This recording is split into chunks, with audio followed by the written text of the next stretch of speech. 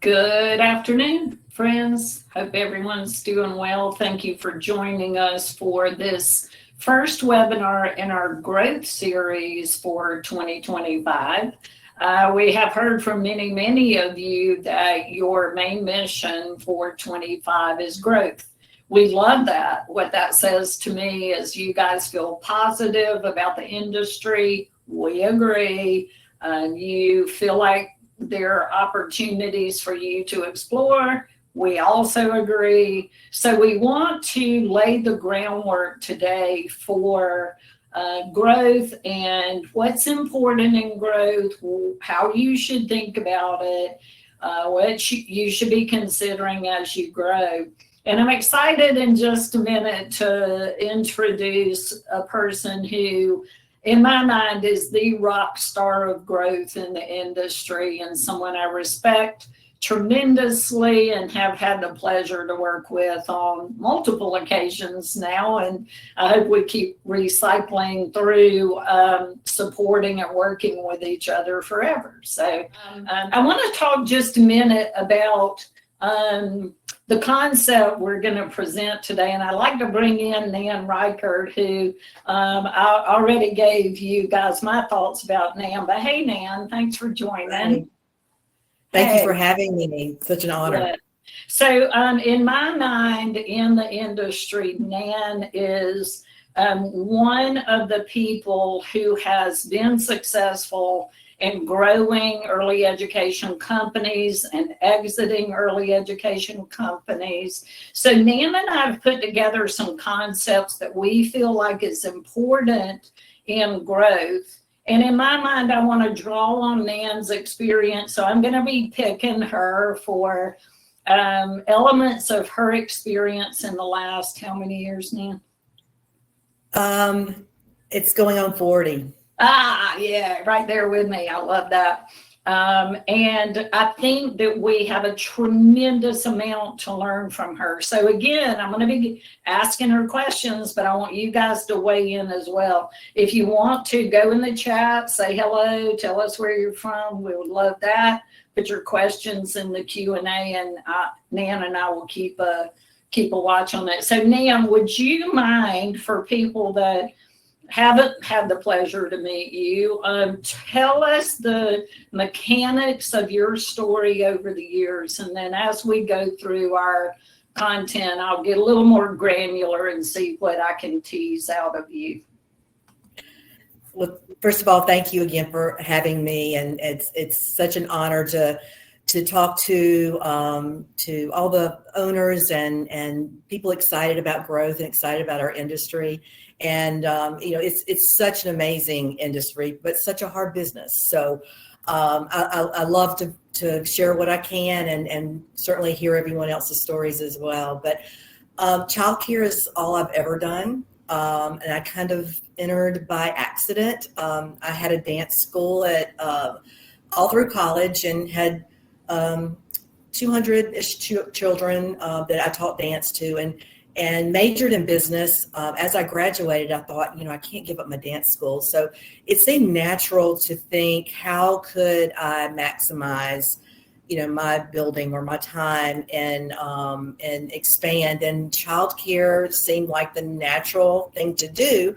And at the time, I thought it might be the easy thing to do, but little did I know that I found out very quickly. I had a house that was my father's home place and thought that was the ideal place to start. It was where the fire marshal said, honey, do yourself a favor and go find another place that will be much easier. And that probably just put a spark in me that said, watch me, I'll prove you wrong here.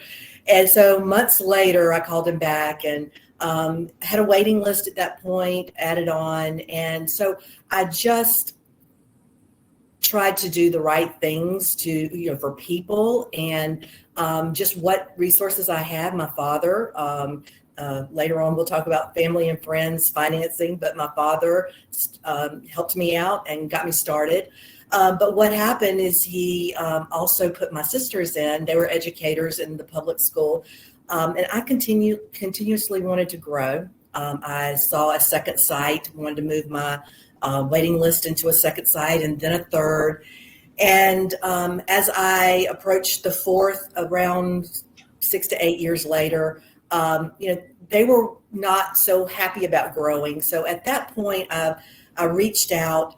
I knew I needed to do something different to allow myself to grow, because I just saw the synergies in my team, and it felt good to spread our programs out to the communities. And I knew as I grew, I was able to focus on specialized parts of the business. So, by process of elimination, I think that's kind of how I landed there, just figuring out what worked and what didn't. So there's no magic recipe, but I was just a young, hungry entrepreneur. And so at that point, I sold, and so it made my sisters happy.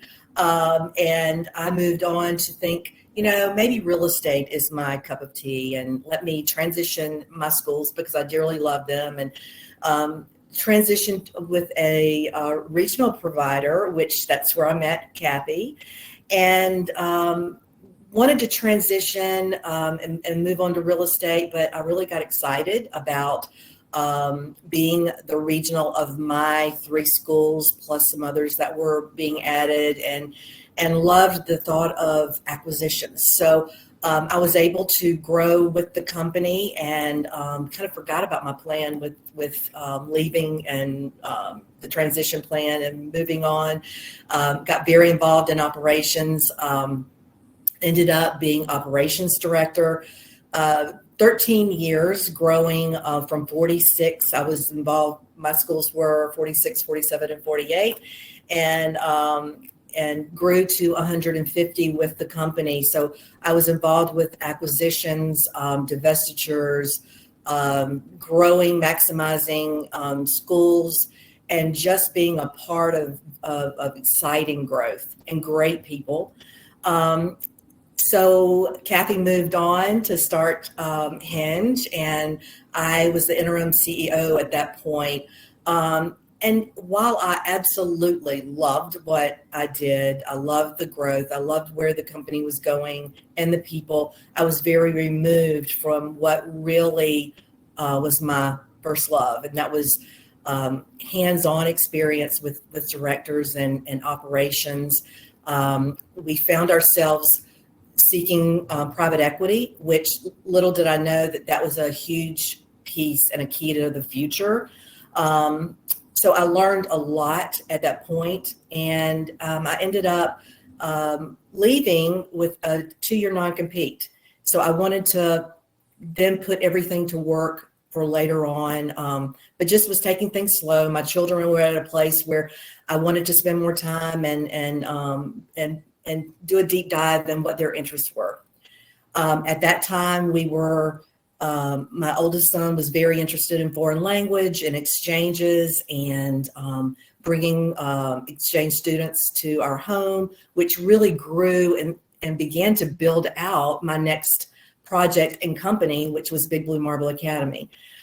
So 2 years later, which I had those 2 years to really build out what I felt like needed to be different, what I had learned, what went well, what didn't go well, and what had changed in the industry, which was really important to me. Things that I had done when I started out right out of school was totally archaic. The industry had changed.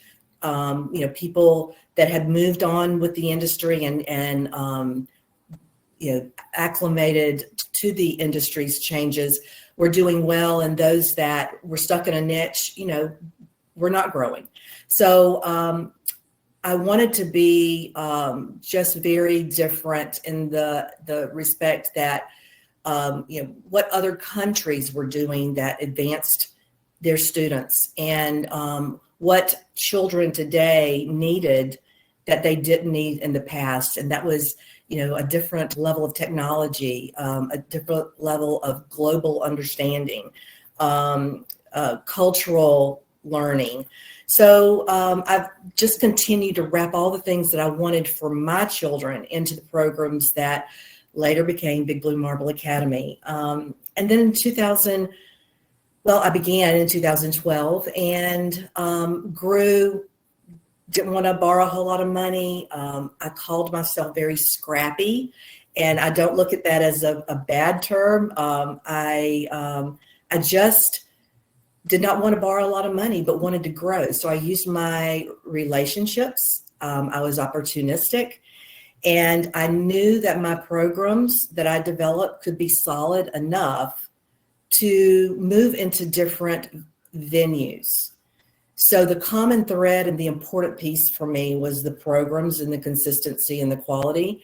And because I wasn't borrowing money, I could not have the ideal facility and the cookie cutter green fields that could take place. But as I grew and used my relationships, I found that as long as I continued to do better demographics, better facilities, and each one of my additions held true to that advancement in getting just better and more consistent, I would be okay. And so in 2018, I'd looked up and saw myself with 26 schools, a fantastic team, lots of synergies. And let me add what I had learned in college, that in business, that you never grow because of a person. I totally defied that, because relationships and synergies are very strong in this business. And I really grew because of someone that I could add to my team. So that was probably my motivation more than anything else. It wasn't a grandiose plan to get to a certain number. It was because I knew the synergies that would be added with every team member, and growing and looking for opportunities and being slightly flexible, but again, advancing in demographics and higher quality buildings and less that I had to maintain, because maybe I was moving into a repurposed building or an older childcare building. So then in 2018, with Kathy's help, I decided I had grown so quickly, I needed capital to go back into those facilities. I needed capital to go back into my my benefits for my staff, my teachers, directors, all of the people that had followed me from previous relationships, that I knew I needed to keep them engaged. They deserved more. And it was a very hard decision, because I was having the time of my life. It was so much fun with, working with the concepts and building them out. But I knew they could move on with greater opportunities and faster than I was going to be able to give them. At that point, to continue what we were doing, I probably needed to pause for a good 18 months and use my cash. I had a $100,000 credit line, and using cash from the fast growth of the facilities that we maximized. So with Kathy's help and Hinge, we went to market. And I knew from my other experience with my regional provider and having those interviews with private equity, that it was not a one size fits all. It was a courting type relationship that you had to find the right fit. So I knew the right fit could be out there. And so we interviewed. I went to market. Hinge did a fantastic job marketing me and Big Blue Marble and my team. We did find the right fit and sold in 2018. And I am in awe to know that today the company is approaching 90 schools.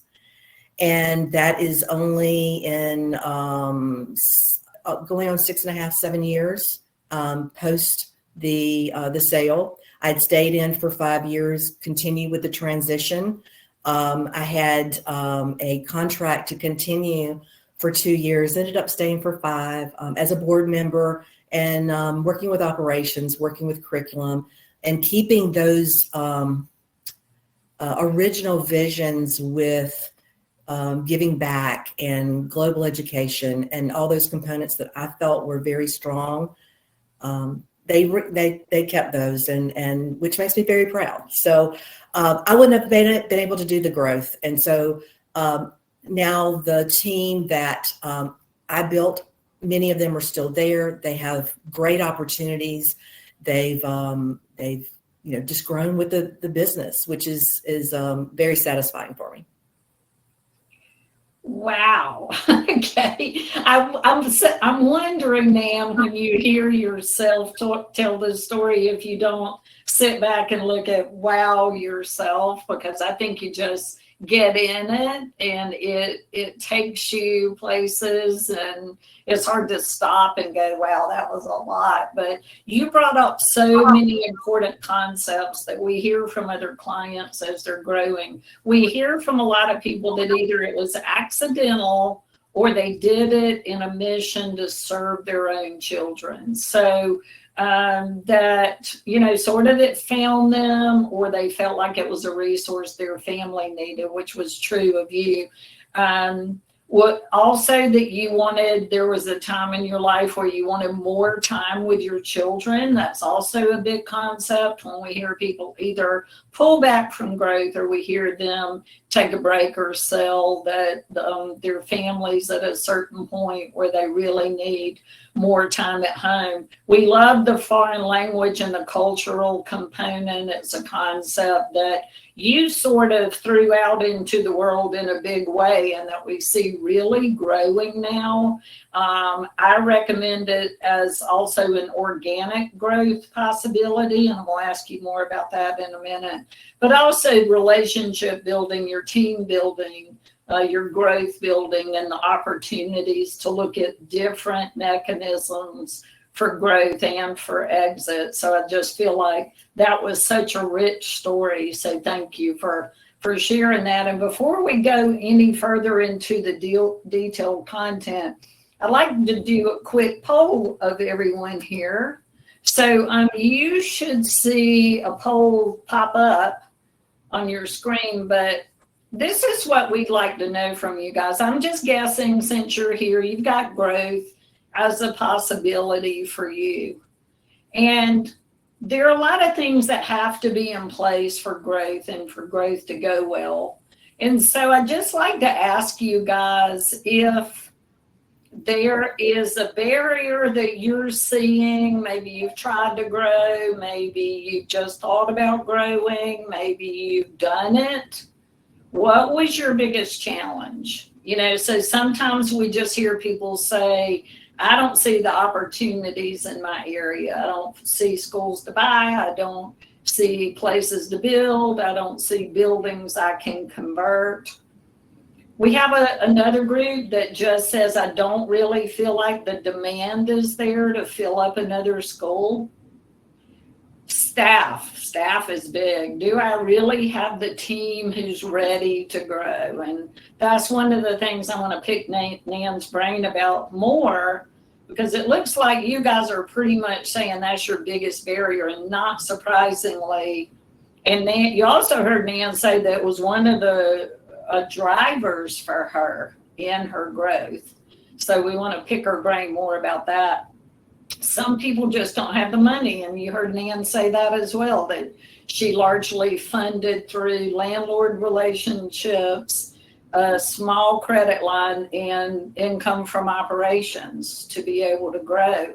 And very scrappy. I love that word too, Nan, because that's what it is. It's figuring out a way to do things and make them happen.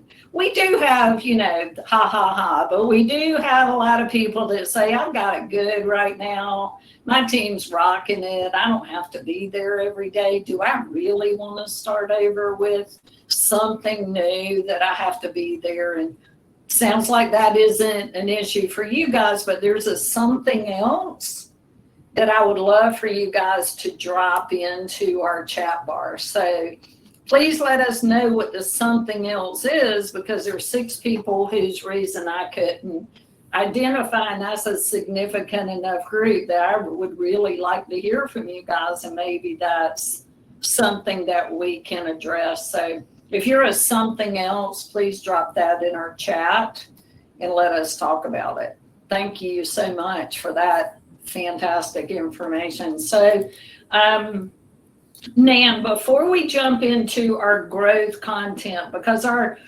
content is largely built around how do I grow beyond my current four walls? But I always feel the need, I like to know if you agree with this and what you think about it, to coach people to be sure that they are as financially booming, not just healthy, but booming as possible within the walls of what they've already created. There are some exceptions to what I'm saying. You know, there are other people that maybe they're in a place where they're not going to boom and they really need to move somewhere else. But for the majority of the people, we really like to see them not just stable, but really solid in their current space before they consider outside growth. What's your thought on that? Yeah, I totally agree. I think, for the lack of a better phrase, working your kinks out. I think, you have to have that worked out with your programs, your policies, your staff, knowing that, you have a great bench, and just knowing that also you have a great service and product. You have a great offering. So it's important to know that, your branding, if you're going to use the same name at your second location, you need to start thinking about the consistencies and how do you bring the same program and the consistencies into another facility. A lot of people use multiple brands. So if that's not the case, then that wouldn't apply. But I would say people is number one, but also knowing that you're strong in your first school financially. I don't feel like it would be a smart decision if you are on shaky ground on your first location to jump and start the second without knowing that you've got that stability. And as you have multiple sites, it's always been my saying, I would love to have everyone in unison. So there's always going to be where the orchestra, there's someone off, and that's natural. But when you have one, you need that one strong, that one base location strong to be able to support the second until the second gets stable. And then as you move on, that's kind of how you look at it. And then as opportunities present themselves, then you can make that decision. Yeah, fantastic. Love that. You touched on the main thing that I agree with, which is to be sure your current occupancy is solid. So if you haven't done the things inside your house to be sure that your offering is strong, you're marketing well, you're caring for people well, you've closed the back door of the exits out of your building, and that you've maximized the occupancy where you are, then another building, most of the time, again, there are exceptions, but another building most of the time it doesn't make sense. Some other things to think about are you being flexible on the age groups? A big demand for infants and toddlers right now. Could you start that program if you don't have it? Could you expand? Could you right side that tuition rate, which is something that the industry is working toward, and we've historically set those rates lower than we can even break even, but can you do that with the bigger demand? Can you add on to your current facility? Do you have the demand and a wait list? Do you have the ability to add on where you are?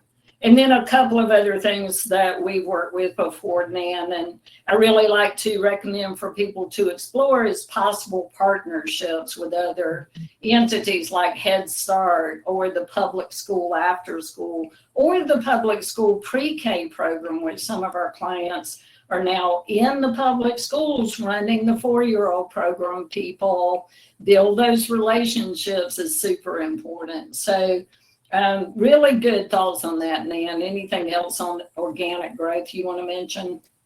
Well, this is more of leadership, of a deeper dive there.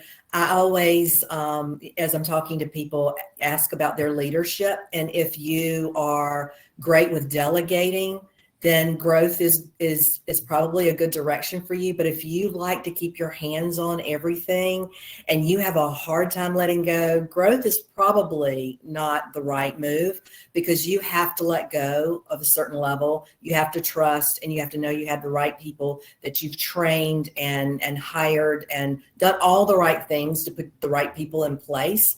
And there's a level of trust, and that's a tough thing. So if you're a great delegator and you can manage at that level, then it's probably right for you.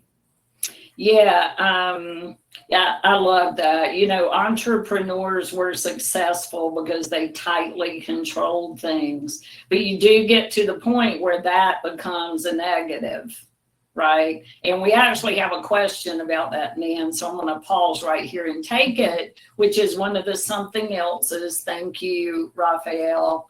The worry is to open a second location and to not be there physically. So how do you suggest, knowing that you have a trustworthy director, and what is your trigger point? How did you know when you were ready to do a second site? Well, you have to know that your first site, like I said, the kinks being worked out, you feel good about that. You have a great training program. You have the right mechanisms in place for hiring the right people, and just the quality assurance pieces that can take place without you being there, and that you have people that you can trust, and that goes back to developing relationships and synergies on your team to know that you've got people on your team and they're there for the duration. And so all those things kind of just work simultaneously to give you that level of comfort. And there will be a time that you do feel comfortable as you've got your second location, and you feel good with what you put in place. You feel good with your your operations checklist and your systems. There's some great systems now that are out there that help you, have eyes in your site without you being there. And so I think it's just putting the right things in place, making sure you have all those quality assurance pieces, you've hired right, and just you continue to take care of people. That would be my suggestions.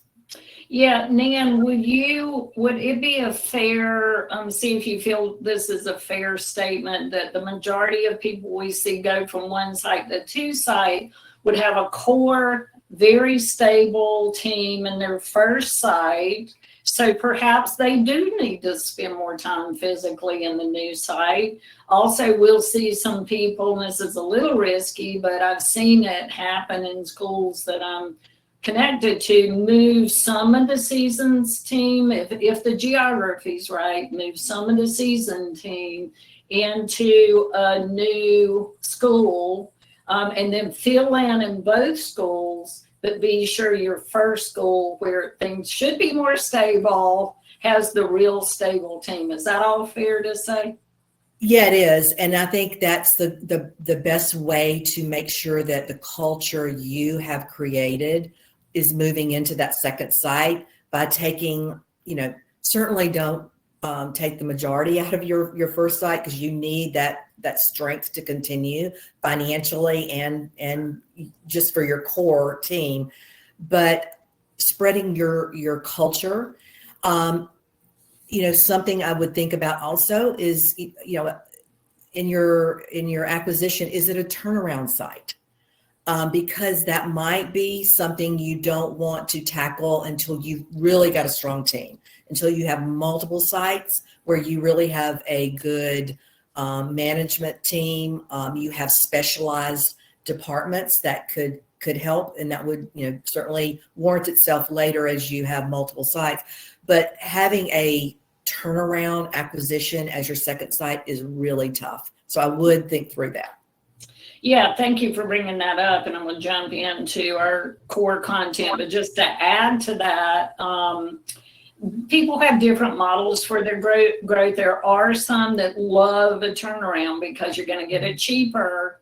Business values are really high right now for performing assets, which is great if you're exiting, not so great if you're growing, and there's a lot of competition for it, which is cause some people to focus on struggling businesses. They can get it less expensively, but you need to have had, in my mind, some experience and success in a turnaround, and it's critical that you assess that situation correctly and that you know what the barriers were and that you really know that you can do something different unless maybe you have a short-term lease or maybe you're not committed for a really long time.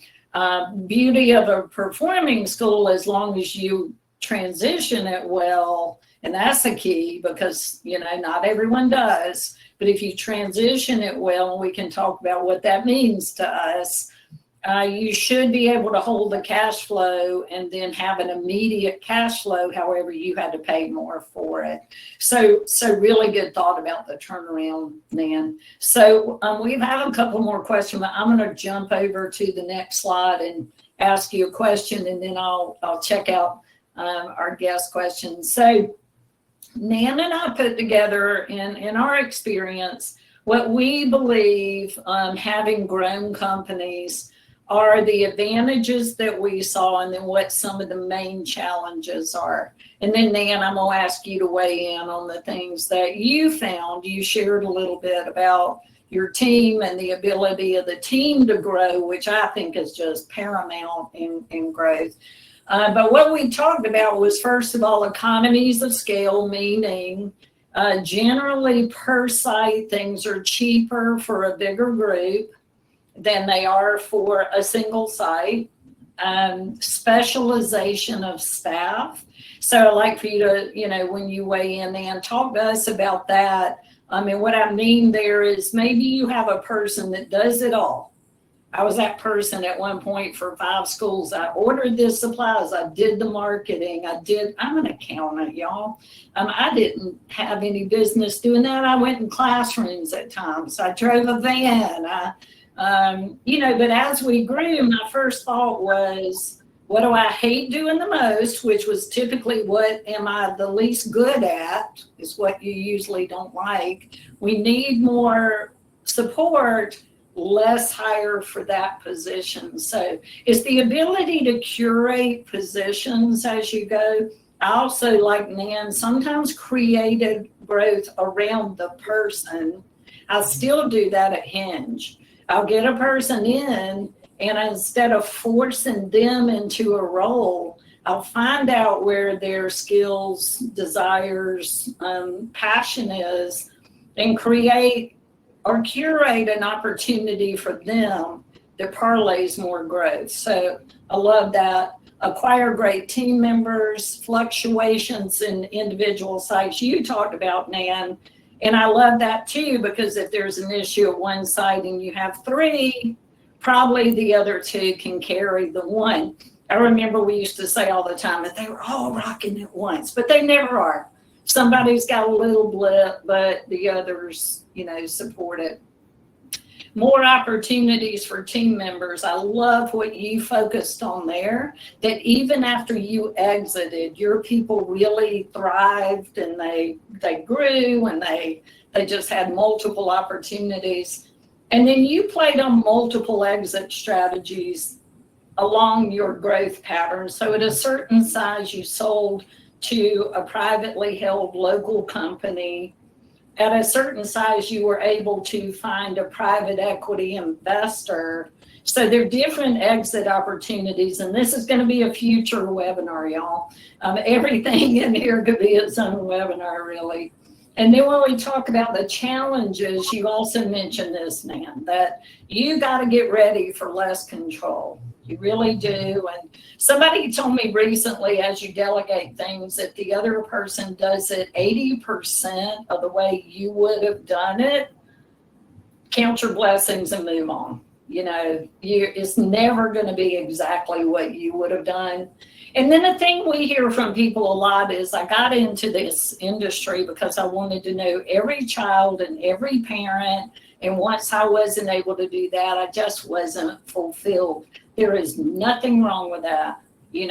Stay in one school, or maybe you just direct one of your schools and you hire other people to operate the other schools. But there's nothing wrong with it. It's just understanding where your passion is and how to grow around that. So, Nan, anything to add to what we've heard already about what you found to be the benefits and challenges as you grew?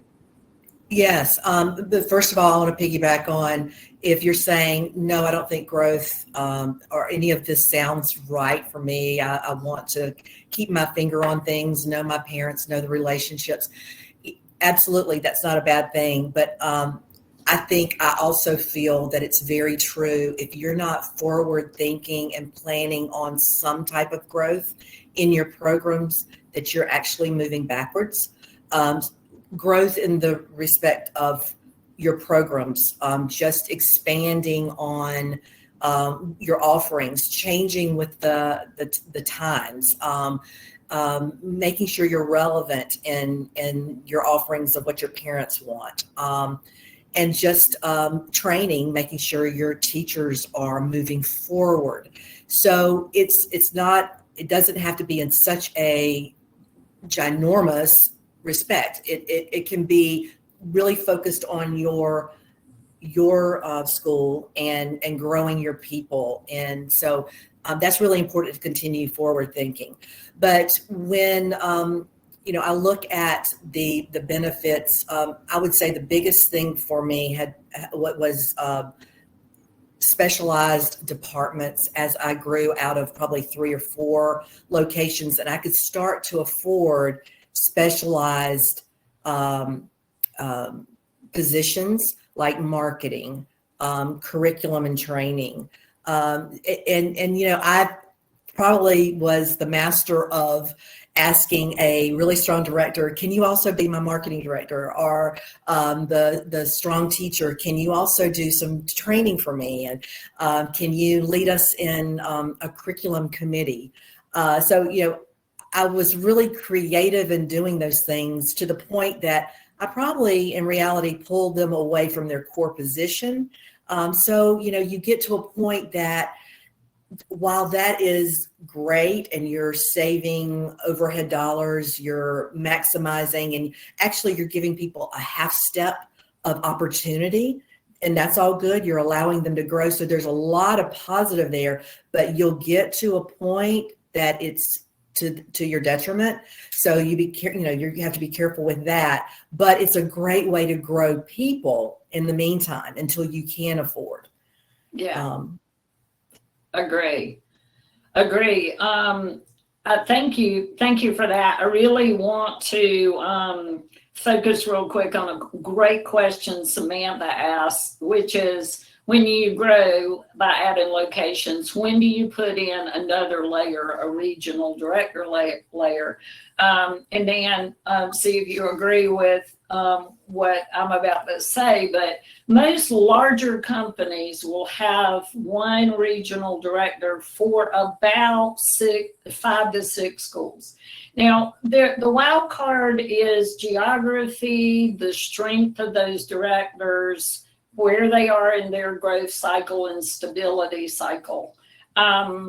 Also, when you go from 1 to 5, some people will choose to do it at 2. Some people will be perfectly comfortable because the directors are more stable to go to 3 or 4 or 5 and do it themselves until they get to that point. I think it's really hard to go past 5 or 6 and think you can, as the owner of the company, do it yourself. Nan, what do you think? Yeah, I agree. I think once you are at around 5, you're going to need to have specialized positions. Yeah. Especially if you're wanting that culture and the programs, all those things.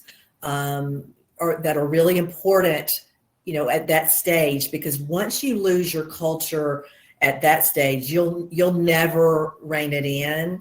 And also something I've found, if you don't have your programs and really things that you're adding that make your differentiators, that are making you different from everyone else, if you don't have those worked through by the time you're at 4 and 5, 6 locations, you're not going to be able to have 15 locations and all of a sudden implement and expect it to be, strong and something that can be sustainable. It's just really hard to implement at that point. So as much as you can really make it your foundation and grow from it, the better off you're going to be. So really work through those things and have those positions as early as you possibly can. Yeah, great. Yeah, great question, Samantha. Thank you for that. We are going to touch, Cheryl, on your question like right now. So thank you for that. So where do you find locations for sale? So here are what we suggest to people that they do when they want to grow. And Nan has employed some of these that she's touched on, so we can draw on her again. How do I find opportunities? So the first thing is let sell-side advisors like Hinge. We're not the only ones. I think we do amazing work, but we aren't the only ones. So I want you to develop a lot of relationships, but let people who represent sellers know, I'm interested in buying. Here is what I want, what geography, what size, there are 20 questions we ask people when they want to join our buyer database. So let sell-side advisors know. More importantly, probably for most people, is to let local business brokers know, and real estate brokers, frankly, because there's some new, a lot of times if someone needs to buy or sell in their local market and a business seller might not know that there are people that specialize in the industry. They might just employ a local real estate broker, but let them know that you're interested in buying. We love the website Biz Buy Sell for more local businesses for sale. You can even sign up for very specific notifications when something gets posted to Biz Buy Sell that's within your geography or whatever it is you want. You'll get an email. So love Biz Buy Sell. Love existing relationships. Nan touched on that a little bit. Let people that you know that you're interested in growth. And the next one, landlords is a fantastic mechanism. If you've got success with a landlord and they like you as a tenant, Nan was the master of this, then that landlord will work hard to find more opportunities for you. And that's less of a barrier to growth because they'll buy the real estate. And in some cases like Nan's, they even equipped it for her. So there were some great strategies. And then let your local competitors know.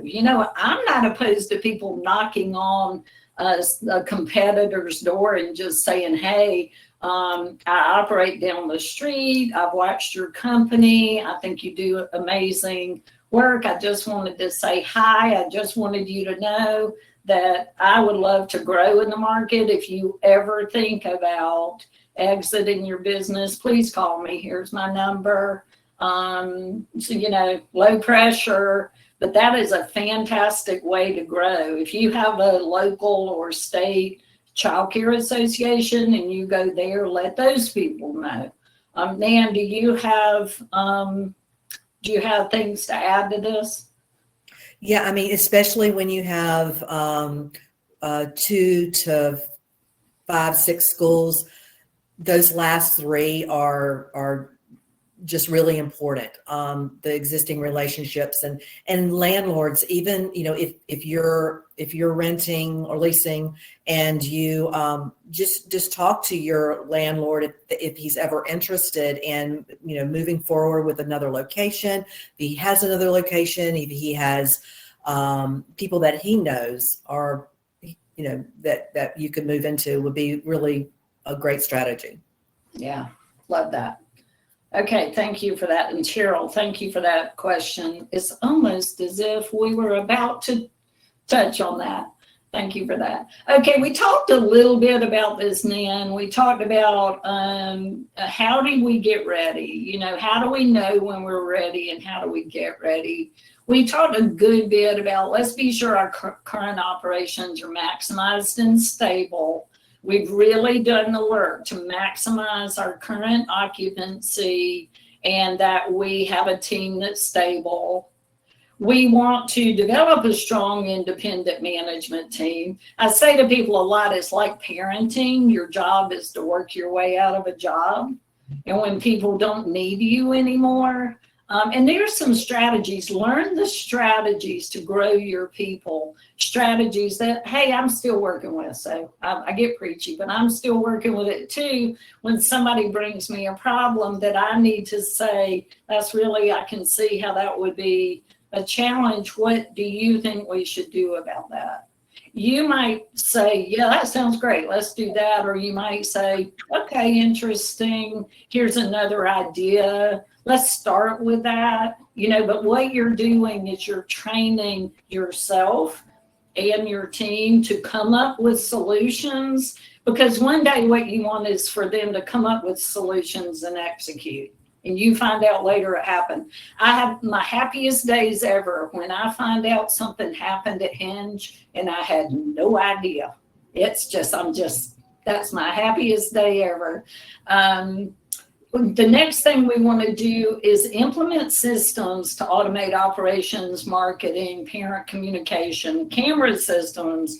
I could just go on and on, but Nan touched on this a little bit. We have seen more academic inflation in the years since COVID than ever before. I give COVID credit for some amazing things, and that's one of them. We had to communicate faster, better, safer with parents and teachers. We had to put in, if we didn't have them already, very simple payment systems, so we're not wasting team time that's very valuable to take payments from parents. We just really had to work hard to be sure we were up to date with systems and processes. So that's critical. And then you're going to want to start, if you don't have it yet, to create a team that includes transaction advisors like Hinge or someone else, an attorney that is a transaction attorney, not a litigator or a divorce attorney, or someone you happen to know. They're experienced in transactions, and a CPA that understands the tax ramifications of both your growth and your exit. Exits and growth are super, super, super complicated now. I can't emphasize that enough. And it takes a very specialty attorney and CPA in combination with your advisor who knows the strategies, but doesn't operate as a attorney or CPA, and understands how to set you up in your growth for success and how to exit for your success. So those resources are critical to start to develop now. Nan, what do you have to add to those? Even if you're not planning to exit anytime soon, to start to posture toward that only strengthens your business now. So you can't go wrong in just positioning yourself and doing all the things that will be good for you in an exit, because it really will benefit you in the long run. Awesome. Thank you for that. Okay, and last slide, I believe, what are the ways we can grow? Like I said, over the coming months, this whole year, we're taking a deep dive into every one of these concepts, but in general, what are your growth options? So the first one we talked about already was organic growth, meaning inside your house. The second one was partnerships with outside entities. We talked about such entities like businesses, Head Start, public school, both after school and pre-K. How can you partner? You could expand your existing facility if you have the demand. I really like a good wait list, so I want you guys to be sure you don't compromise your demand with too much growth that you can't then fill. You can acquire an existing school. We talked a little bit about the difference between an underperformer and a performer and what the pros and cons are. Learn some of this terminology. A brownfield that you will hear in the real estate world means there's an existing building that's dark. Generally, dark means empty, no business in it. Could have been childcare, could be something else, and that you convert it and open it as a childcare center. And greenfield means you got the dirt and you're building from scratch. And there is a lot of industry greenfield going on, a lot of competition across the country with national brands building in markets they never considered before. So we used to say that the majority of the industry was interested in the perimeter of the country. And now we got a big move into the middle because the competition around the perimeter is more difficult to work with. So we have this move into markets that we haven't seen before, which makes it important, again, for you to be solid inside your house with your financial performance and your branding and your staffing and your hiring systems, everything that creates a booming company. Nan, did I miss anything here? What are your thoughts? Yeah, the partnerships with outside entities, that is a great way to step out of your existing operations in your school and expand without going into a lot of expense, because most of the time you're going into other facilities and you're just setting up operations in other facilities or partnering with their programs. And that just requires great reputation, great networking and relationships. And but there's some really good ones out there. Not going to say that's always easy, but it's probably the safest and best way to start to get your feet wet with working outside of your existing operations. Fantastic.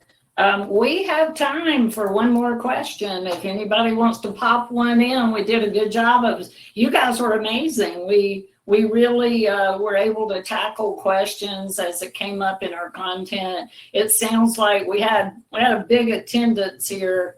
And also we have a big group that picks up our webinars later. So if you're joining us later and you have questions, certainly reach out to the Hinge team. But you guys were fantastic to help co-create content for each other. It's a community of people who are so supportive. If you don't feel like you found your people yet, find them here, find them somewhere else, find them because they're out there. And I have people regularly say to me, I have operated in other industries, but never in one where people were so eager, so willing to support and answer questions. So thank you for being here. We do have, we have a new growth and expansion. You guys can register from this QR code. Also, please, take our survey. You guys, this isn't just a nice to have thing for us when we throw a survey out there. I can't tell you how often we pivot drastically when you guys say, really need this, that don't need this so much. This was good. Can you do a little bit more on this? So please give us your thoughts. We create content especially for whatever you guys need. So we would love to hear from you. And again, reach out. Nan, I can't thank you enough for being here and sharing your story. When I think about the number of little lives and their families and future generations, because probably some future generations are circulating around now, it's really mind-blowing the impact that you have had on the industry and people. Is very impressive, and thank you for taking the time to share it with us today. Thank you. This was a lot of fun. Thanks for having me. See you guys soon, friends.